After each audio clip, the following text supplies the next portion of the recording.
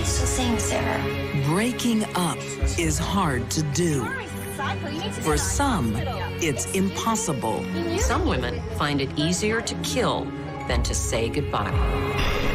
Envy turns a teenage love triangle into a deadly fight.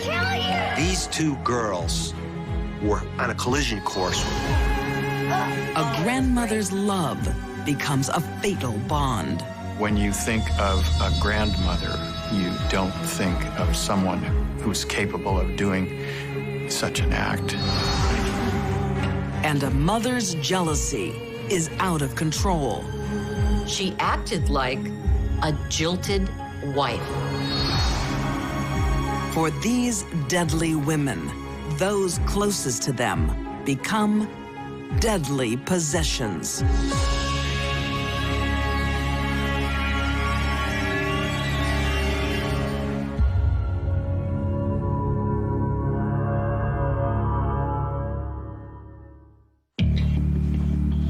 When two teen girls want the same boy. They both loved him, and they both felt that he was theirs, and theirs alone. A battle ensues for the prize. Friends said it happened in less than 30 seconds.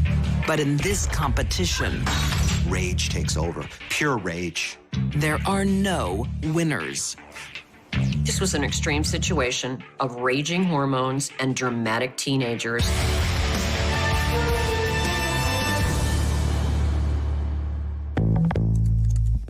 In 2008, in Pinellas Park, Florida, 19-year-old Rachel Wade discovers something about her boyfriend. He is cheating on her. Who is that? Sarah? Look at the smile on her face. It's like she owns him. They each were posting pictures of Josh. Here's me and Josh at the beach, and here's me and Josh. Wait a minute, why is he with you? He's supposed to be with me. Rachel's rival is 18-year-old Sarah Luderman. Okay. All right. Josh, you... With social networking as popular as it is today, both of the girls find out about each other. Boom, a rivalry starts immediately between the two of them. Rachel starts leaving a string of abusive messages. Sarah, this is Rachel. I'm Josh's girlfriend.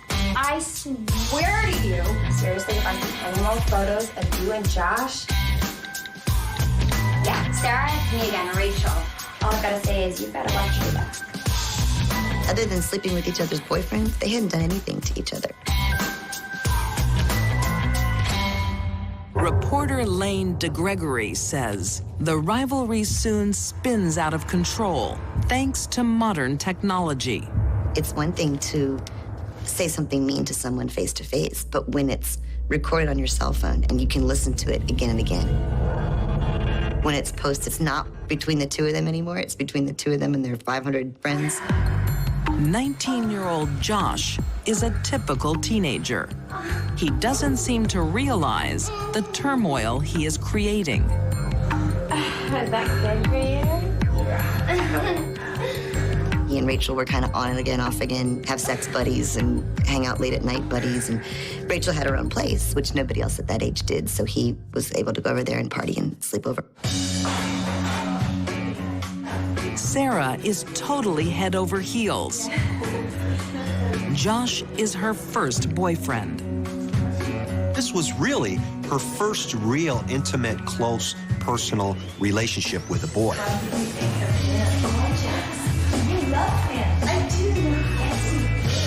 She sat back, she took her time to decide on the right boy. And boy, could she not have picked a worse candidate. Josh has the best of both worlds. He's an 18-year-old boy, definitely a smooth kind of guy. Joshua at various times did express strong feelings towards both of the women as well. He's young, he's attractive.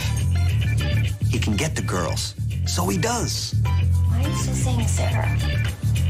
Just messing around, you know? I don't even know what you see in her. I mean, she's ugly. Why don't you just dump her? Joshua, he was always hesitant to describe either girl as girlfriend. I believe he used the phrase friends with benefits. I love you. What's bizarre about this, and what's hard to really wrap our minds around, is that they don't get mad at Josh. Two girls who didn't know each other until this one boy came into their lives, and they turned not on him, but on each other. The trouble has only just begun as the online fight spills into the real world at Rachel's workplace. Sarah and her friends started coming up to where Rachel worked and sort of making fun of her and harassing her while she was working. But when neither teenager gives up the fight, Are you kidding me? You got it all over my shoe. Oh, it becomes more about taking out a rivalry. It becomes more about, you can't have what's mine. I want it all for myself. what? You're an old stupid waitress. they both lose control. It was coming to this point where there was no return. For one of them, it is a deadly mistake. Rachel let two things in her life get out of control. Her so-called love for a boy and her anger at someone that she thought was a threat.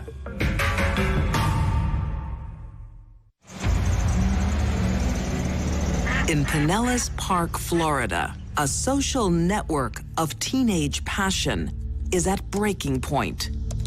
19-year-old Rachel Wade and 18-year-old Sarah Luderman hate each other. You are a psycho. You need to be. There's banter going back and forth online. There's text messages. These two girls were on a collision course, really, for disaster. They both date 19-year-old Joshua, and they don't want to share him. She's ugly. Both the relationships were intense from the perspective of the girls. They both loved him, and they both felt that he was theirs, and theirs alone.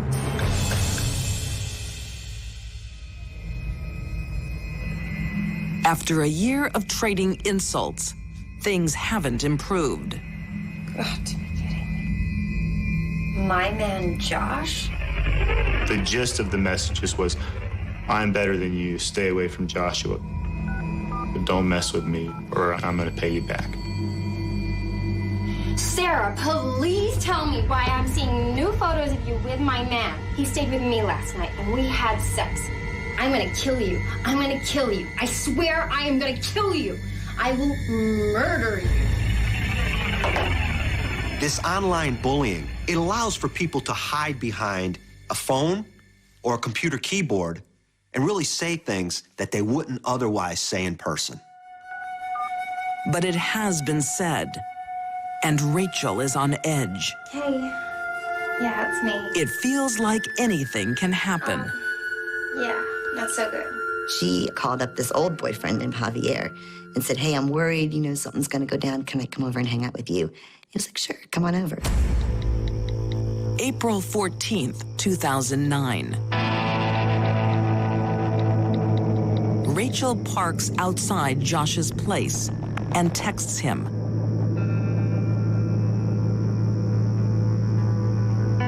She just sits there, stalking, really.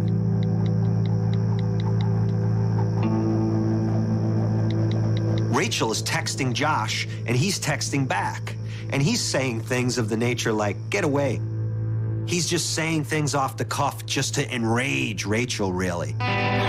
The message is one she cannot accept. A brush-off. Well, this sends her house of cards really crumbling down, and rage takes over. Pure rage. The third member of this love triangle is out with friends. Oh my God, it's Rachel. Put it on speakerphone. Okay. Hello? Sarah? Yeah? Yeah, so, you're with my boyfriend tonight? Oh my God, he's my boyfriend. You need to get your own boyfriend. Rachel's seeking comfort from a friend. Excuse me? You knew that he was with me when you first met him. You were... She was clearly enraged, and she clearly wanted to prove something to Sarah Ludeman. I am gonna kill you and your What?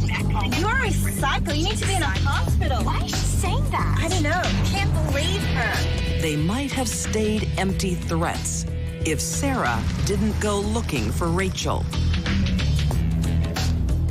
Oh my God, there she is. All right, I'll pull them over. Pull over? Can you pull over? What happened, Sarah? Her eyes bulge. I mean, this is it. It's come to this. Something has to happen now. Somebody should have taken their heads and banged them together and say, now go in that room and talk to each other, and they'll come out in half an hour and they're, oh, you're my best friend, I love you. Like, this never should have gotten this far. The girls had finally pushed the conflict as far as it could go. I'm gonna kill you! But Sarah way underestimated her opponent.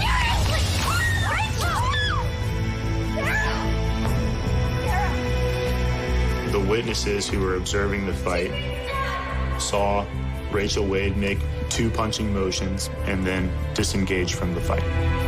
She's being stabbed! 2 stabs with a knife, 1 perfectly placed in Sarah Ludeman's heart. Call 911! It's clear she intended to teach Sarah a lesson. Sarah! Sarah! To tell her, I'm not someone to be messed with. It's clear in her voicemails that Rachel Wade considered her someone who gets what she wants. The teenage rivalry is over in 5 seconds. Oh my God.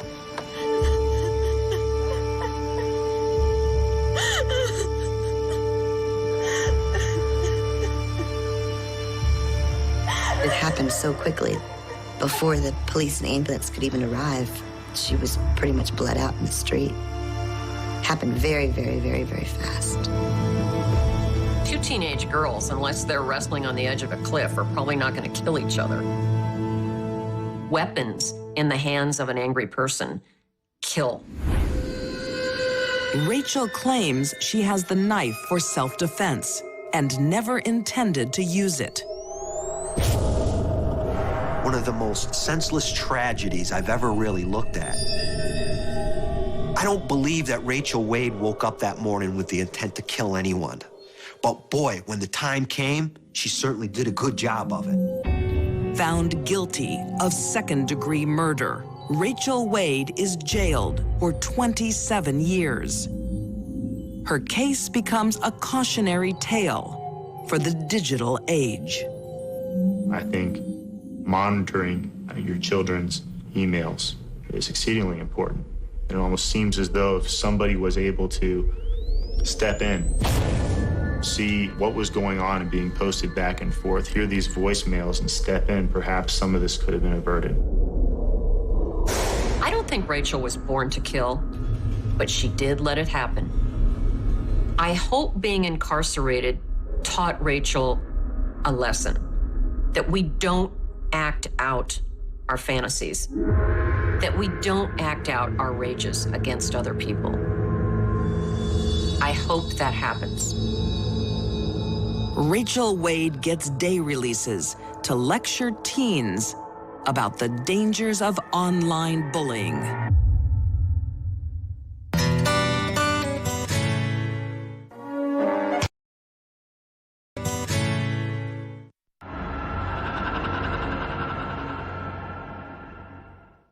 This is a fox. Love is a powerful force, but love alone can't keep children safe. When you think of a grandmother, you don't think of someone who's capable of doing such an act. When this grandma says she'll take care of the kids, she means permanently. This was a crime motivated by pure selfishness.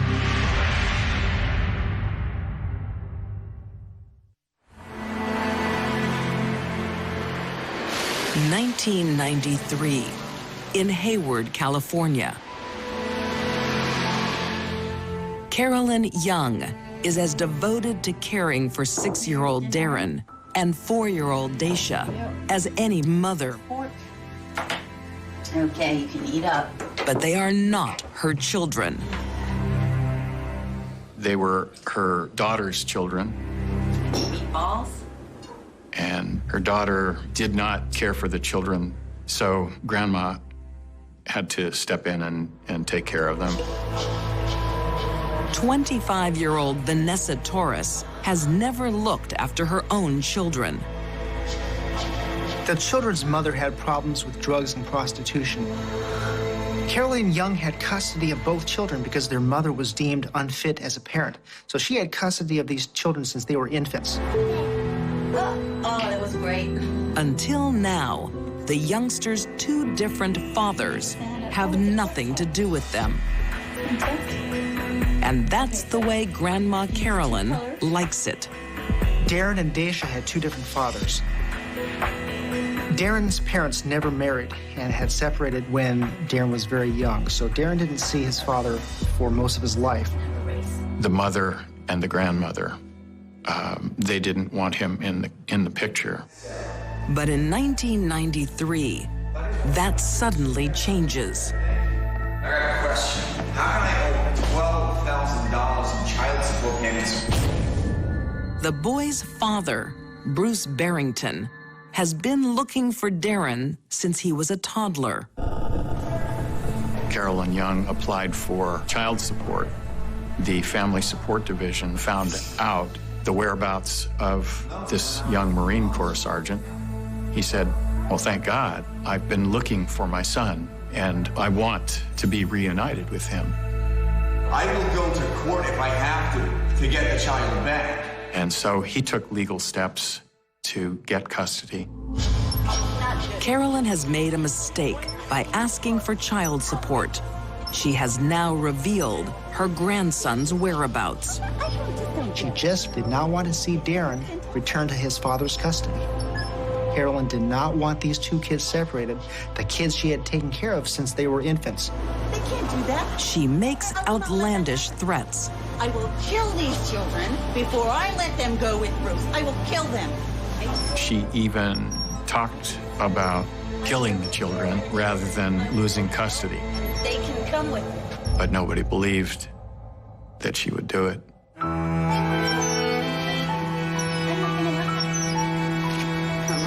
For some people, their attachment to another person is unhealthy because it consumes them.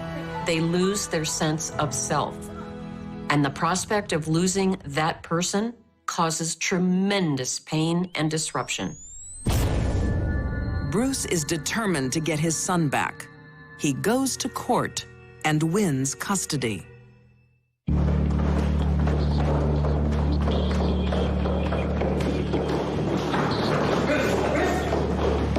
I'm his mother. I've always been his mother. I've looked after him. He can't be separated from his sister. You can't have him. I appreciate everything you've done for Darren. He went through the proper channels, and his family situation was deemed appropriate for taking custody of the child. He was married. His wife had had a baby, as a matter of fact. The law has spoken. The court has spoken. He's my son. I think the stress of losing Darren I will not let you separate the children. was caused by something deep-seated in Carolyn that she had not dealt with, possibly a desertion by someone in her past when she was a little girl. After years of daily devotion, she is shattered at the idea of losing her grandson. Darren belongs to her. For some women, a person that they love is not so much a person as a possession, and they can't live without it. Will you join him up with Sam? Now what started as an idle threat seems like her only option. Some women find it easier to kill than to say goodbye.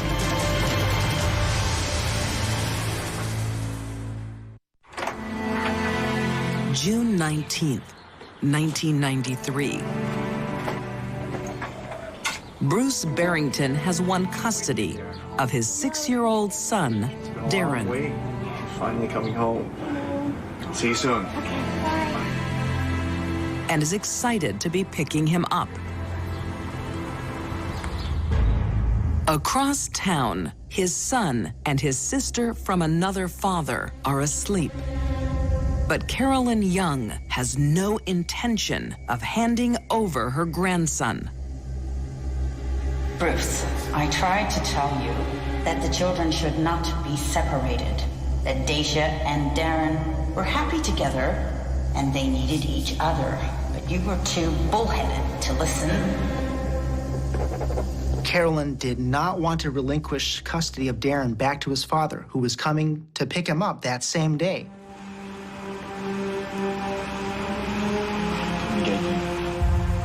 Carolyn's anger and retribution was like a smoldering furnace inside her.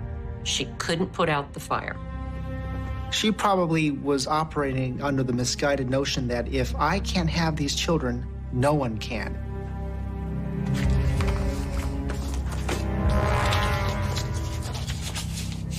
And she did the most despicable thing imaginable.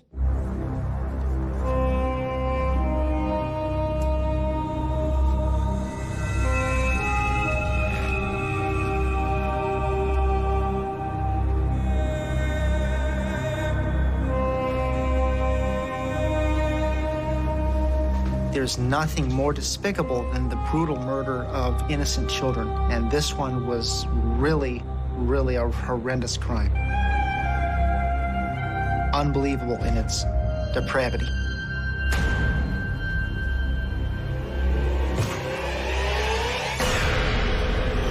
Carolyn slits Darren's throat.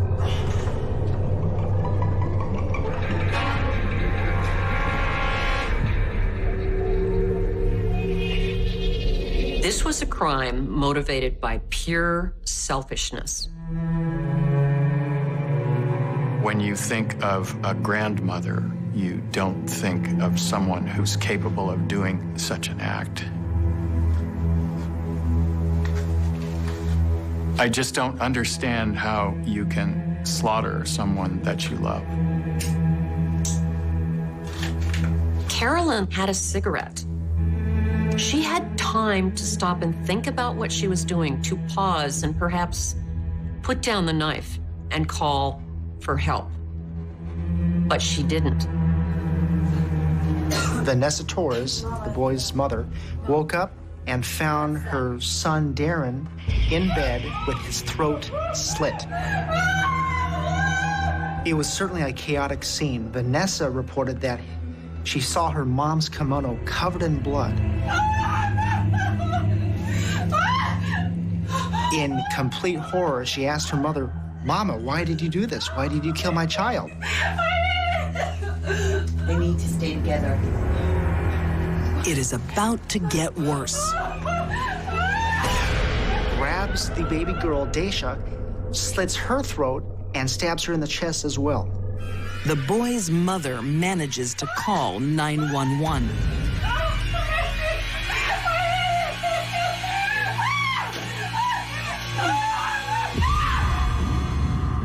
Killing someone with a knife is a very personal thing. It's one thing to stand off and shoot somebody, but to hold someone against your own body and stab someone repeatedly. She could have silently smothered them while they were sleeping. She didn't. She could have shot them and they would have been killed instantly. She didn't do that either. She used a knife to end their life. And so she had to hold these children against her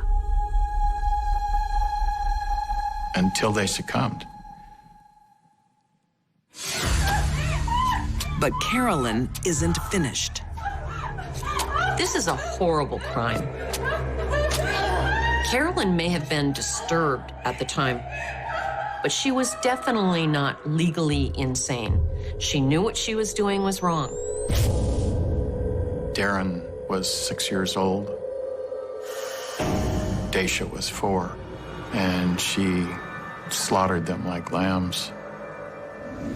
Every officer that touched that crime scene was impacted. It wasn't enough for Caroline to simply murder Barrington's little boy. She wanted to taunt him from her grave. I'm here to pick my son. I have some very bad news for you. Your son's been murdered. I'm sorry, I got custody of him this morning. I'm sorry. That told me everything I needed to know about Carolyn Young. That she was blinded by selfishness,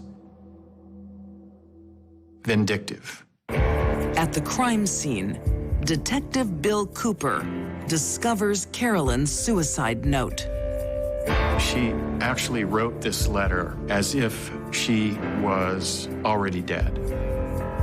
She said, I am a very angry spirit right now, and I'm going to come back to get even with those who have hurt me and mine. Every baby your wife has, I will come back and get it. Carolyn's suicide attempt fails. In 1995, Carolyn Young is convicted of 2 counts of murder and sentenced to death. The reason that Carolyn Young killed those children was she didn't want to see them separated. I know that doesn't make any sense, but that's the way she kept them together. Carolyn doesn't die by human hands, but natural causes. After 10 years in jail, her death comes from kidney failure. It's always difficult to understand why children were murdered, but Carolyn's case is the most selfish, egregious murder of children I've ever studied. In my career, there are a few cases that I wish I could forget about, but can't, and this is one of them.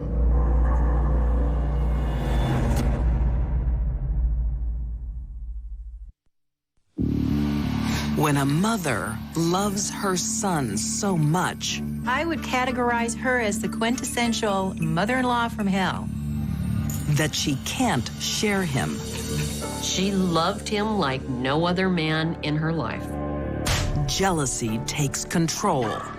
Elizabeth Duncan is one of the most complex, unusual, and disturbing deadly women I've ever studied.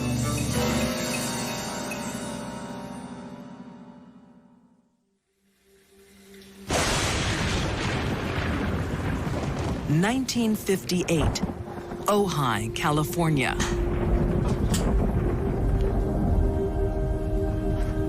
Elizabeth Duncan is a woman who doesn't like being alone. Luckily, her 29-year-old son, Frank, is very understanding. Frank! What is it, Mom? I'm uneasy in this storm. Lightning, thunder. Come give me some comfort. Come on. They were constantly together. Elizabeth Duncan had an unnatural affection and attachment to her son. After an astonishing 20 marriages in as many years, the only man she can hold is her son. One of Elizabeth's problems is she had a bit of an attachment disorder. She had to have a man, which probably explains her 20-some marriages in less than 20 years. She's a serial bigamist who leaves behind a complicated mess of marriage certificates. Her son, Frank, an attorney, is left to clean up her legal mess. But he's had enough and wants his mother to move out of his apartment. I want you out. Don't speak to me like that. I'm done with all of this. I'm done with it. No, I want you out. I want you out. You'll be very sorry. Now, please, Frank. Don't do this. Don't do this.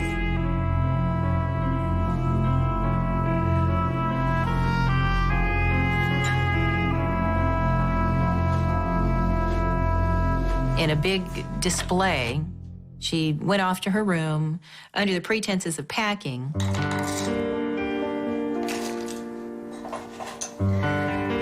And put on her best negligee. She laid out her insurance papers. She laid out her good jewelry.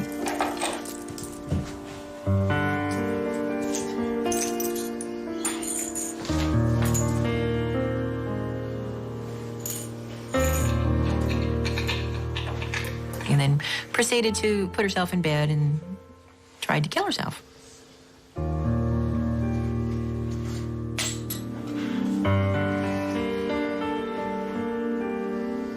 I don't hear you packing, Ma. I'm serious, Ma. Ma. By the time he went into the room to determine if she was packing or not, he found her, she was near death. Ma! Ma! Elizabeth Ma Duncan is a psychotherapist's dream. She was a Disneyland of mental problems.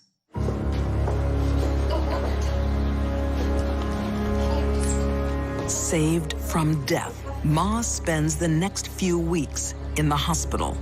She's assigned a nurse, Olga Kupchik. Hey, Frank. Oh, thank you. Sorry.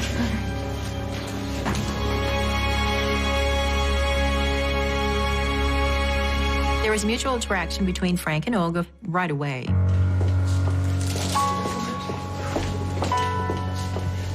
Frank is careful not to make his mother jealous. Oh, we can't let Ma see us together. Why? I haven't really dated much because every time I bring a girl home, Ma goes a little crazy. She's just really possessive. They had to keep it pretty much under wraps because Elizabeth Duncan was insanely jealous of Olga. But she would have been insanely jealous of any woman, I believe. The couple start a secret romance. They did things that a typical couple would do. They went to lunch, they went to dinners, walked down State Street, took long walks on Stearns Wharf, which is the pier in Santa Barbara. It was getting very serious between the two. Hi, Mom. He rarely dated because anytime he brought a girl home to meet his mom, she flew into a fit of rage. Elizabeth Duncan seems to have thought of her son as most women would think of a man they're in love with. She acted like a jealous girlfriend when he dated. But their secret will soon be revealed because their relationship becomes intimate. Olga wound up pregnant. And this, of course, being the 1950s, they did the right thing. And so they decided it was time to get married. But it's a secret ceremony, and Ma isn't invited. Olga. Ma grew very suspicious and decided to place a phone call to the hospital where Olga worked. What do you mean she just got married yesterday? You could almost hear the click at the other end of the line with Duncan just hanging up.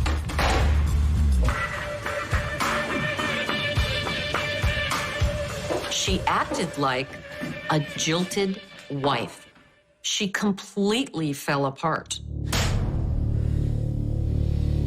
I had to do the right thing. The right thing? Well, that was the wrong thing.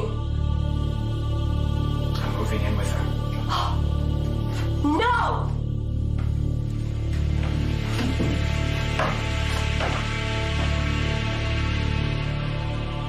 This set a lot of things, a lot of very, very, very bad things in motion.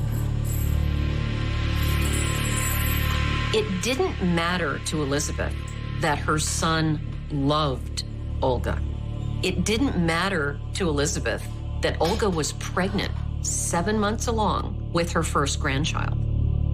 She was jealous of Olga. It was a malignant, burning, seething, green-eyed monster. And she couldn't control it.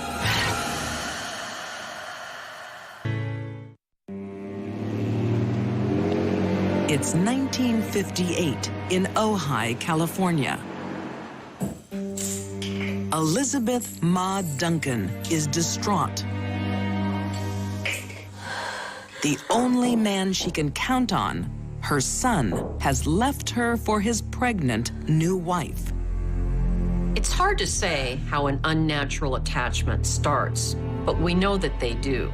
And once started, they're hard to break. You be the Duncans? Yes, we are. Like a jilted lover, she plans to get Frank back. Come back tomorrow. she came up with another crazy plot, and that was just to go ahead and annul the marriage herself. Now, it's very difficult to annul somebody else's marriage, unless perhaps you're Ma Duncan. A seasoned con woman, Ma poses as his son's wife, Olga, and hires a man to pose as Frank. And you are Olga Duncan, 25 years of age, is that right? Yes, I am. The idea that a middle-aged woman in her 50s could pass before a court as a woman in her 20s is laughable. And yet, Elizabeth thought nothing of doing it. Incredibly, it works. Thank you very much. Good day. She did it because it made her feel good, thinking that she was breaking up, erasing, if you will, Frank's marriage to Olga. Olga is devastated, and she's getting threatening calls from Ma. What's wrong? All the harassing calls to the hospital. It could cost me my job, Frank. It's a terrible thing to have to choose between a wife and a mother. But all Frank can do is try and appease both women. So what he suggests to his wife, who's pregnant with his child, is that, honey, I think that in order to keep Ma placated and maybe she'll stop calling us and harassing us, I think it's best that I go ahead and move back in with Ma. Little do Frank and Olga know, this is their last goodbye. He no longer lives with his wife, Olga.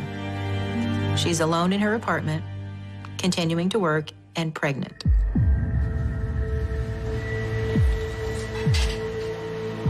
But Ma Duncan wants a permanent solution and recruits 2 thugs to help her.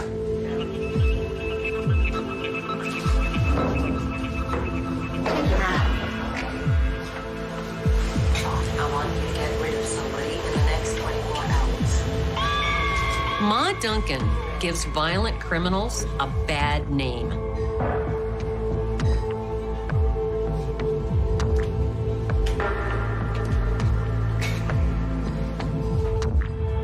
Elizabeth Duncan was the mother-in-law from hell. November 17th, 1958. Olga is living alone. She is an easy target. She opens the door to a man that she has never seen. He tells her that he's a friend of Frank's. Frank's down in the back of his car, and he's quite drunk. Olga can't see. She's not really sure. She just sees somebody huddled on the back seat. She leans in because she thinks it's her husband. Get in the car!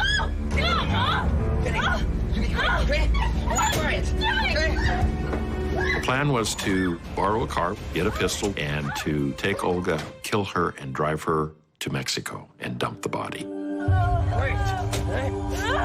Lewis finally pulls over off the 101 freeway. They pull her out of the car.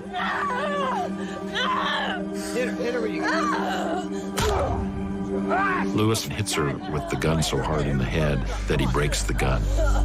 That's it. Good job. The thugs are amateurs. They've forgotten a shovel. All right, where's the shovel? What shovel? The shovel. Dig the hole. I told you to bring a shovel. You said you bring shovel. You're an idiot, okay? Now we have to dig. Stupid. You're an idiot. You don't even know what you're doing. One job, one shovel. Their victim isn't even dead. One of them continues to strangle Olga, while the other one tries to dig a shallow grave.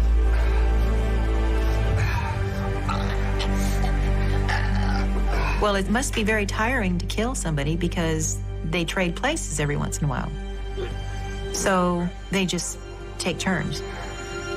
Olga and her unborn child suffer one last time. Olga's last moments were just terror-filled because of how these 2 guys murdered her.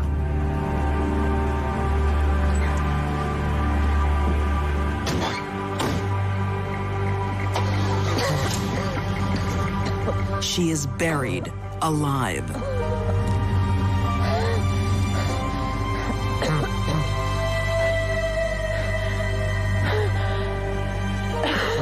Based on the autopsy results, it appears that they found traces of dirt in her throat.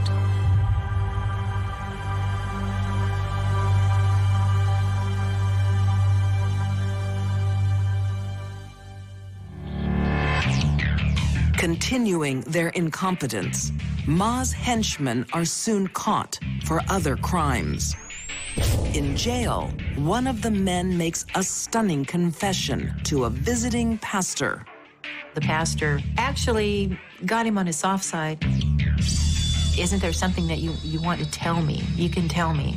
And so what happened was he actually confessed. His accomplice follows his lead, and they give up Ma Duncan as the mastermind. The Ma Duncan trial was coined the trial of the century back in 1959. It garnered headlines worldwide. People lined up in front of the courthouse as early as 3 in the morning to try to get a glimpse of the murderous Ma Duncan. At Ma Duncan's trial, the prosecution calls dozens of witnesses, but her defense team only calls 2. Those witnesses would have been Frank Duncan and his mother, Ma Duncan. Ma Duncan and her accomplices are found guilty of murder. All 3 are sentenced to death. Never admitted that she did it. Never denied it till the day that she died. She used people, abused people, and drama was a major part of her life. She was insanely, irrationally jealous of her son and the woman her son loved. I think there was more than one thing wrong with her. Ma Duncan has to face her greatest fear, being alone. On August 8th, 1962, she is executed. Her son doesn't attend. Ma Duncan's last words were professing her innocence, and where's Frank?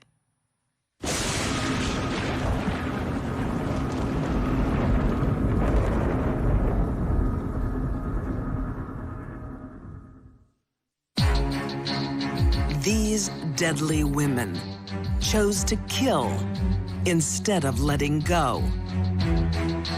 Unbridled anger let Rachel Wade take another life. Carolyn Young's fear of separation made her murder her only family. And Elizabeth Ma Duncan's jealousy caused her to kill her son's wife and baby. These women felt they owned their loved ones, and they had to murder to keep their deadly possessions.